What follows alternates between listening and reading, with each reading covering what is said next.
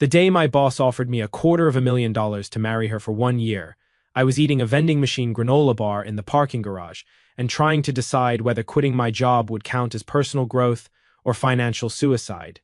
I had no idea that by the next morning I'd be standing in a courthouse beside the most terrifying woman I'd ever worked for, wearing my only good suit, while she slid a plain silver ring onto my finger and looked at me like this was just another difficult meeting she intended to win. My name is Logan Price.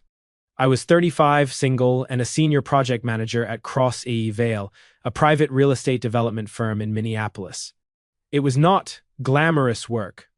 Mostly budgets, contractor calls, delayed permits, angry investors, and spreadsheets that made people lie about how much they loved urban revitalization. My boss was Evelyn Cross. Strict is too soft a word for Evelyn. Evelyn didn't walk into meetings. She arrived like a verdict. Dark suits, calm voice, no wasted words, eyes sharp enough to make senior executives forget their own talking points. She never yelled. She didn't need to. She could destroy a bad proposal by saying, "Help me understand why you thought this was finished," and somehow make the whole room colder. People feared her. I did too, but I also respected her, which was inconvenient. Because Evelyn was not cruel. She was demanding. There's a difference. She protected good employees, fired lazy vendors, paid contractors on time, and had a special hatred for men who used confidence to hide incompetence. If she pushed hard, it was usually because she had already pushed herself harder. Still, nothing about our working relationship suggested she would one day corner me in a parking garage and say, "Mr. Price, I need you to marry me." That sentence came at 7:15 on a Tuesday evening. I was leaning against my truck, tie loosened, granola bar half gone, after a 12-hour day on the West Bridge renovation project. Evelyn appeared from the elevator in a black coat, carrying a leather folder and looking far too composed for the sentence she was about to say. "Do you have 5 minutes?" she asked. "With you, that usually means 40. Her mouth almost moved. Almost. "5, she said. That was already strange. Evelyn never negotiated time. She assigned it. I straightened. "Is this about Westbridge?" "In part." "What part?" "The part where you refused to alter the safety report even after Mr. Harlan implied it would be better for everyone if you did." I stared at her. "He told you that?" "He told me enough to make himself look careless and you look honest." I didn't know what to say to that. Harlan was one of our board members. Wealthy, polished, allergic to consequences. He had wanted a damaged building cleared for a fast investor walkthrough. I said no. He smiled like I was adorable, then suggested my future at Crossval might become more flexible if I learned how to be practical. I told him practical was exactly why I wasn't letting executives tour a building with a compromised stairwell. Apparently, that had traveled. Evelyn held out the folder. I didn't take it. "What is this?" "A proposal. No offense, but you don't usually bring proposals to parking garages." I needed privacy. That made the air change. I looked around. Empty concrete rows. Fluorescent lights.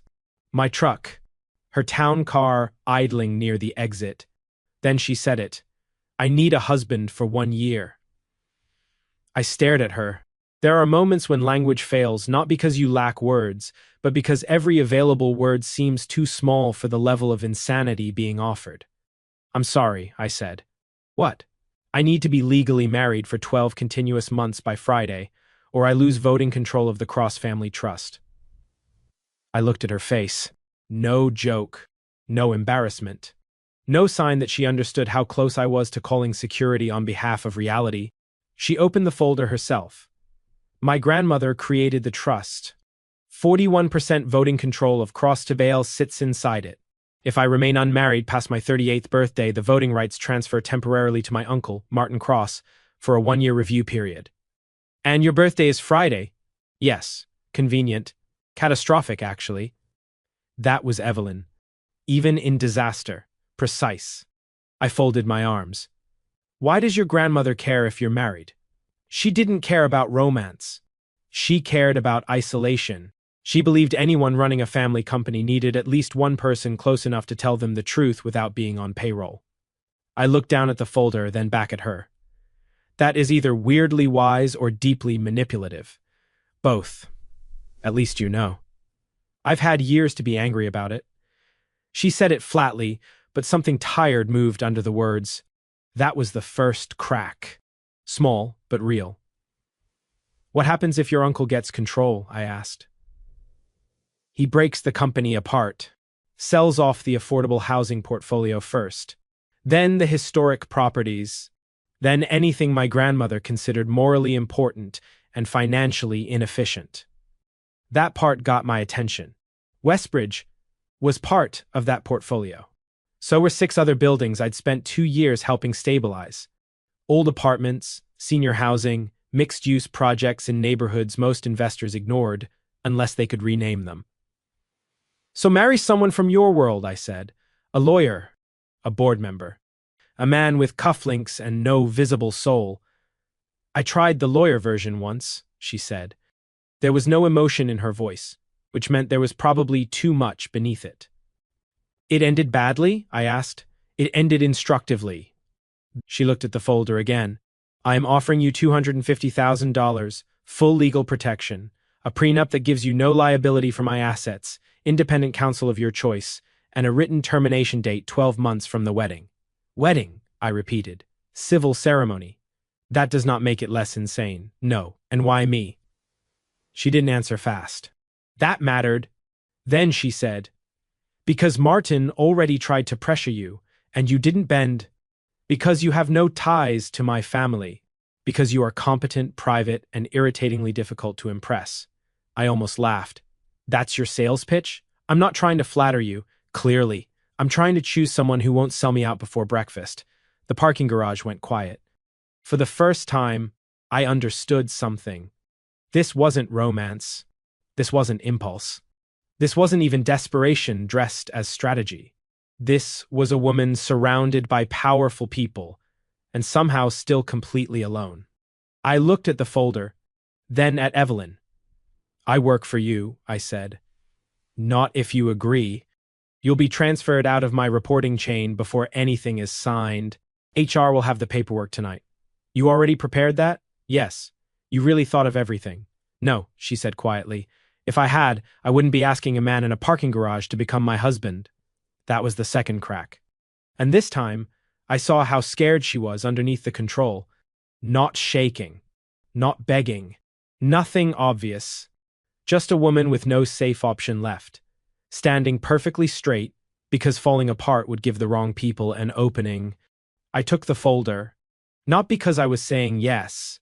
Because suddenly, I could not make myself walk away without at least reading the terms. Evelyn watched me, unreadable again. Then she said, there's one more condition. Yours or mine? Mine, of course. Her eyes met mine. For 1 year in public, this has to look real. I looked down at the contract in my hand, then back at the woman who had just bought herself a husband with legal paperwork, trust clauses, and a face that looked far too steady for someone asking to be saved. And before I could stop myself, I asked, what happens if one of us forgets it's fake? For the first time all night, Evelyn Cross had no answer ready. Evelyn looked at me for one long second. Then she said, we won't. That was the kind of answer people give when they are afraid the truth might be listening. I looked down at the folder in my hand. That confident, that disciplined, those are not the same thing. No, she said, but they often share office space. I almost smiled. Almost. Then I remembered she had just offered me $250,000 to become her legal husband, and the situation returned to insane. I spent that night reading the proposal at my kitchen table with a legal pad, cold coffee, and the growing certainty that Evelyn Cross had built the strangest, cleanest trap I'd ever seen. The contract was almost offensively fair. No access to her personal assets, no obligation to share mine, no debt liability, no joint accounts unless mutually approved, independent residence allowed, but public cohabitation recommended, 1-year term, clean exit, confidentiality, Full medical and emergency decision protections drafted separately. Transfer out of her reporting line before signature. And the money, $250,000. Enough to wipe out my remaining student loans, fix my mother's roof properly, and stop pretending my truck's transmission noise was personality. I still didn't sleep. The next morning, I met with my lawyer, a sharp woman named Denise who read the paperwork in silence for nearly 40 minutes, then looked up and said, "This is either the most organized bad idea I've ever seen or the least romantic prenup in Minnesota." Nah, legal advice. No, legal advice is this. The contract protects you better than I expected. She tapped the page. The question is whether you understand that clean paperwork does not make messy people clean. I did understand. That was the problem. By noon, HR had moved me under a different division head. By 3, I had an email saying my role on Westbridge remained intact, but Evelyn would no longer directly review my performance. By 6, I was back in the same parking garage with the signed paperwork in a folder of my own. Evelyn stood beside her town car, phone in hand, expression unreadable. "You're here," she said. "That seems obvious." "It wasn't guaranteed." "No," I said, "it wasn't." She looked at the folder. "Your attorney approved?" "She approved the contract." She questioned my judgment. "A good attorney should." I handed her the signed agreement. She took it carefully, like it weighed more than paper. Then she said, "We can still stop." That surprised me. Maybe because I hadn't expected her to offer the exit after getting what she wanted. "Can we?" I asked. "Yes." "And if we do?" "My uncle takes control Friday. I fight him in court. He bleeds the company while we litigate." Her eyes stayed on mine, "and I lose the affordable housing portfolio first." There it was again. The part that made this more than rich people playing chess with old money. I thought about Westbridge, about Mrs. Alvarado on the 3rd floor, who had brought the crews empanadas when the heat came back on, about the senior building in Duluth that Martin Cross had once called an underperforming asset, while standing in a lobby full of people who had lived there for 20 years. I looked at Evelyn. "Then we don't stop." Her face didn't soften, but something in her eyes did. The courthouse ceremony happened Thursday morning. No flowers, no music, no family, just Evelyn, me, our lawyers, and a county clerk who had clearly seen stranger things and decided not to donate facial expressions to ours. Evelyn wore a charcoal dress and a white coat. I wore my only good navy suit. We stood side by side in a small room with bad lighting while the clerk read the standard lines in a voice that made marriage sound like renewing a vehicle registration. When she asked if we had rings, Evelyn opened a small velvet box. 2 plain silver bands. Practical, unsentimental, very her. She slid one onto my finger without looking away from my face. Her hand was steady. Mine wasn't, not much, but enough that she noticed. Of course she noticed. When it was my turn, I took the second ring and placed it on her finger. For one brief second, her professional mask slipped, and I saw something I had no business seeing. Fear. Not of me. Of needing this to work. Then the clerk said, "You may kiss if you'd like." Evelyn and I both turned to look at her. The clerk shrugged. "Or not. I don't judge." Evelyn's mouth twitched. I leaned slightly closer and murmured, "For public realism?" She gave me a look that could have corrected a spreadsheet. Then, very quietly, she said, "Not here." That answer did something inconvenient to my pulse. We signed. Just like that, Evelyn Cross became my wife. At least on paper. The first test came 7 hours later at her family's private board dinner. The room was all dark wood, expensive wine, and people who smiled like knives. Martin Cross sat at the far end of the table, silver-haired and handsome, in a way that probably worked on donors and terrified assistants. He looked at my ring first, then my face. "So," he said, voice smooth, "this is the husband." I smiled. "Depends who's asking." Evelyn's hand moved under the table and pressed lightly against my knee. Warning or approval? Hard to tell. Martin smiled back. "Logan Price." project manager, divorced parents, state school, no family money. Interesting choice. I felt the table listening. Evelyn's jaw tightened, but I answered before she could. Thank you, Martin blinked once. That wasn't a compliment. I know, I said. I chose to improve it.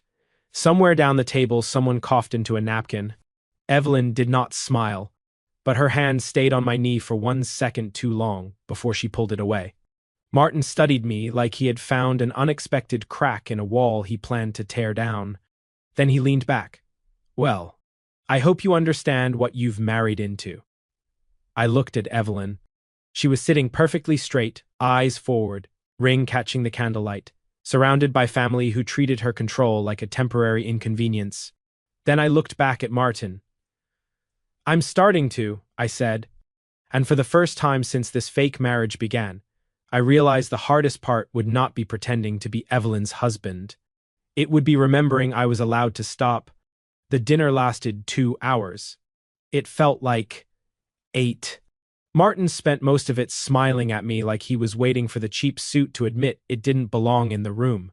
The rest of the family watched Evelyn with that careful hunger wealthy people develop when they've been told power might be available soon. Evelyn never gave them anything. Not a flinch. Not a crack. Not one nervous glance in my direction. She answered questions about the trust, the board, the transition filing, and the legal confirmation of our marriage like she was walking everyone through a quarterly report. Calm, clean, unshakable. But under the table, when Martin said, I'm sure Mr. Price understands temporary arrangements can become expensive if handled poorly. Her hand found mine. Not romantic. Not at first. Just a brief warning. Or maybe a request. I turned my palm up and held hers. That was the first time I felt Evelyn Cross hesitate. Only for a second. Then her fingers closed around mine. Martin saw it. I wanted him to. He leaned back, eyes moving between us. How long have you two been involved? Evelyn answered smoothly. Long enough. That isn't an answer. It's the only one you're entitled to. I nearly laughed into my water. Martin's smile sharpened. Forgive me. It's only that nobody in this family knew anything about it until yesterday. I looked at him. Maybe that says more about the family than the marriage. The table went still. Evelyn's fingers tightened once around mine. This time, definitely approval. Martin looked at me like he had finally decided I was not furniture. Good. By the time we left, the snow had started outside, light and sharp under the restaurant lights. Evelyn's driver waited at the curb, but she didn't move toward the car immediately. Instead, she stood beside me under the awning, looking out at the street. Didn't say thank you. You implied it with your hand. Her head turned toward me. That should have embarrassed me. It didn't.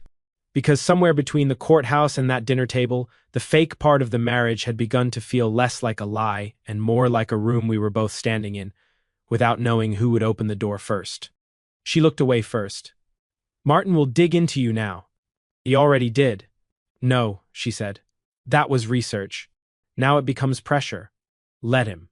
Logan, I know what I signed. She laughed once, soft and humorless. No, you know what the contract says. That's not the same thing. The car door opened. We got in without another word. The public cohabitation part started that night.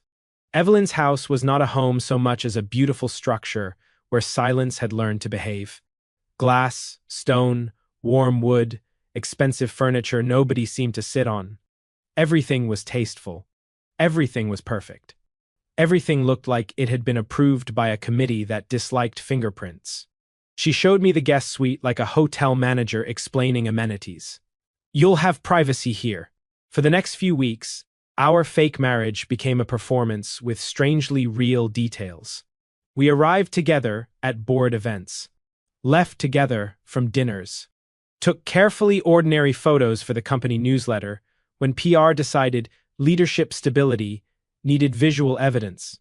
I learned which smile Evelyn used when she hated someone.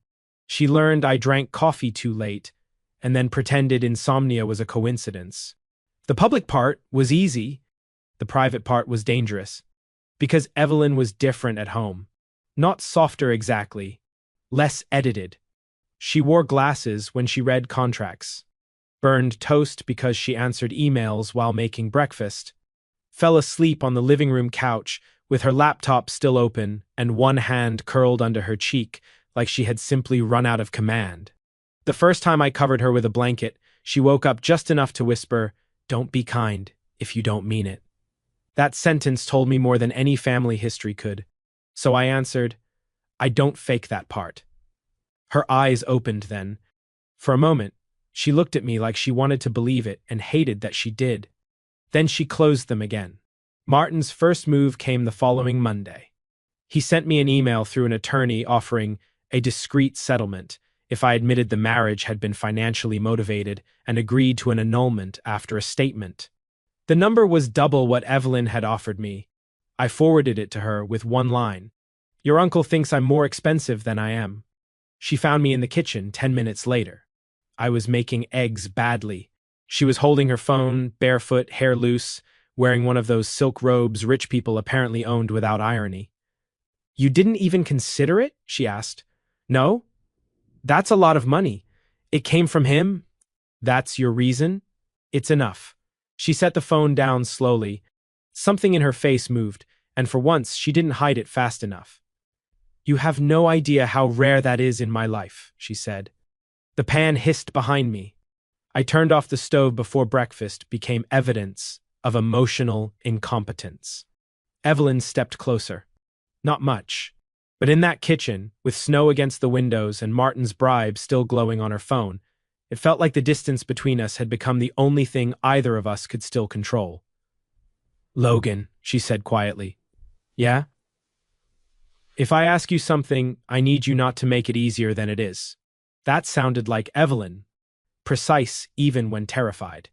"Okay." She looked down at the ring on her finger, then back at me. When the year is over, her voice stayed steady but barely. "Are you already counting the days until you can leave?" I should have answered immediately. A good fake husband would have.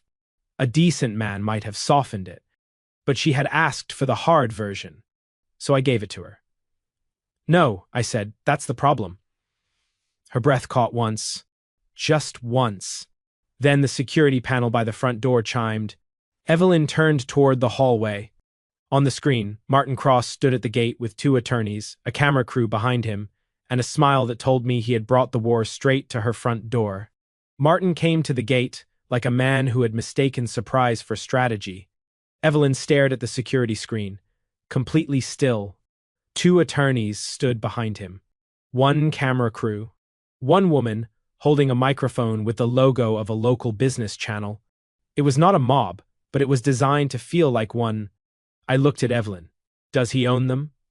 Probably not. Her voice was flat. But he knows how to feed them.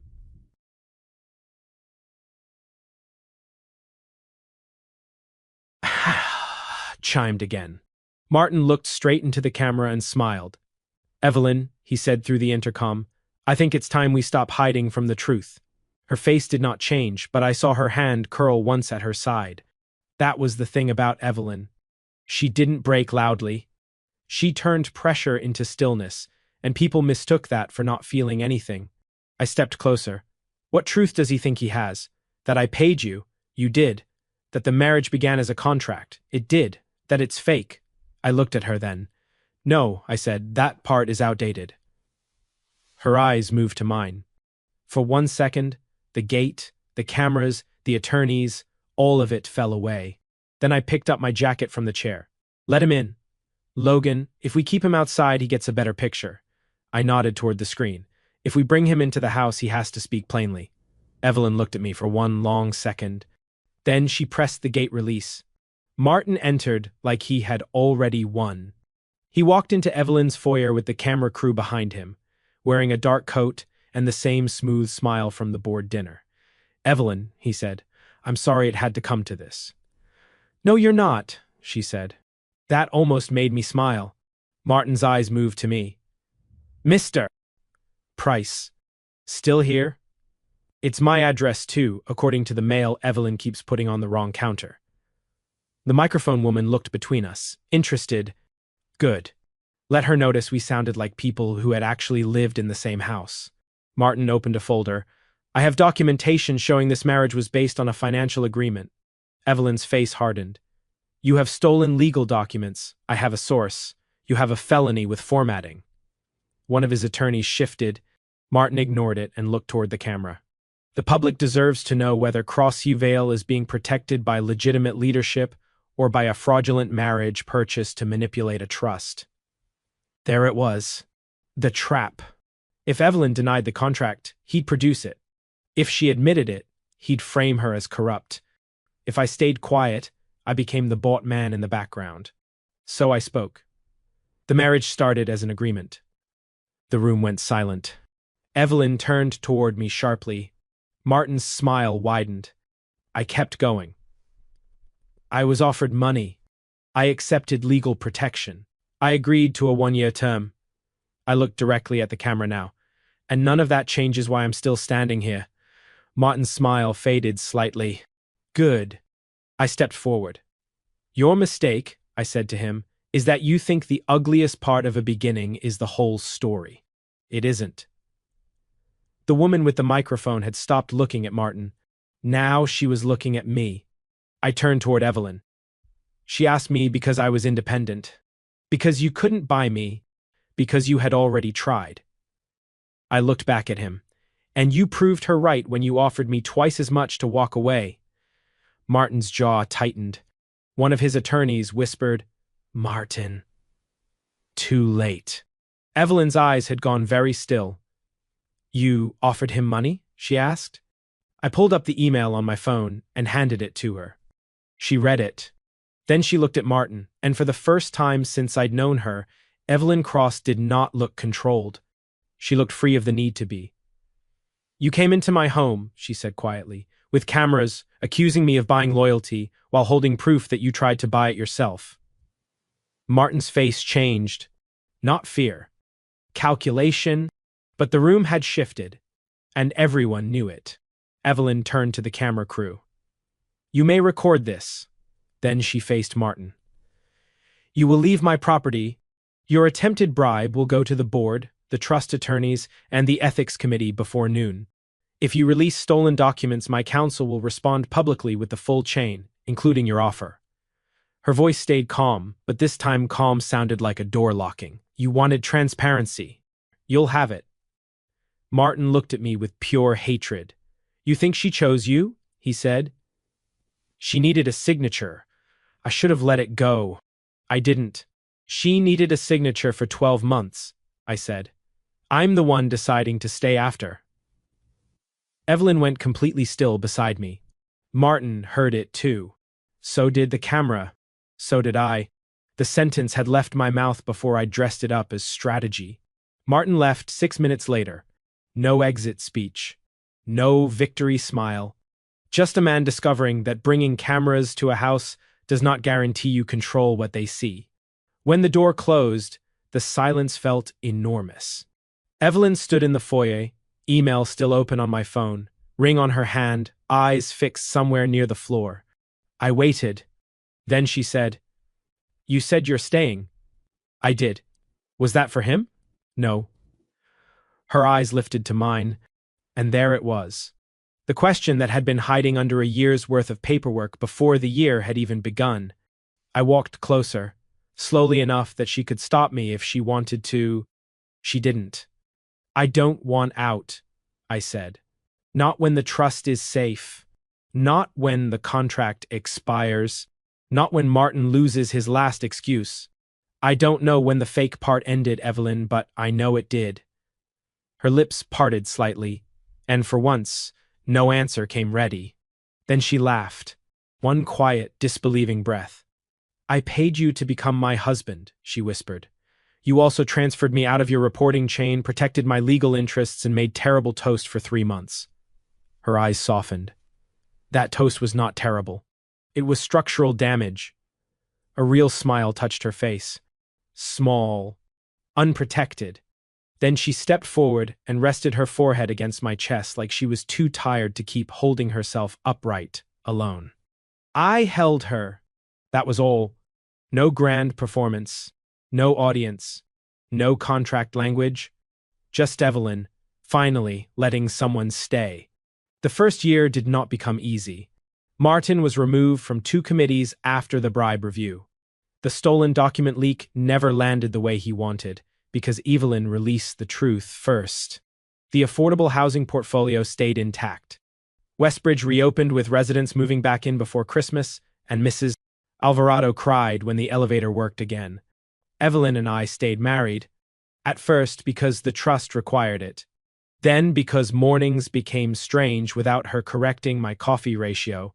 Because she started leaving notes on my lunch containers that said things like, "Eat before 3, you impossible man." Because I learned her silences. Because she learned mine. On the last day of the 12th month, she placed the termination folder on the kitchen table. Clean exit. As promised. I looked at it. Then at her. She was trying to look composed and failing beautifully. I picked up the folder, walked to the shredder in her office, and fed it in page by page. When I came back, she was crying. I had never seen Evelyn cry before, so I said the only thing that made sense. "Mrs. Price, your paperwork has been rejected." She laughed through it, then finally kissed me like the whole year had been one long breath she could now release. 2 years later, we had a real wedding. Small, no cameras, no board members except the few who had earned chairs. My mother cried. Evelyn pretended not to. She wore ivory.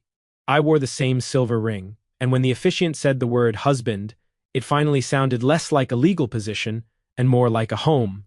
5 years later, Crosslaw Vale still existed in one piece. Evelyn still terrified executives. I still managed projects.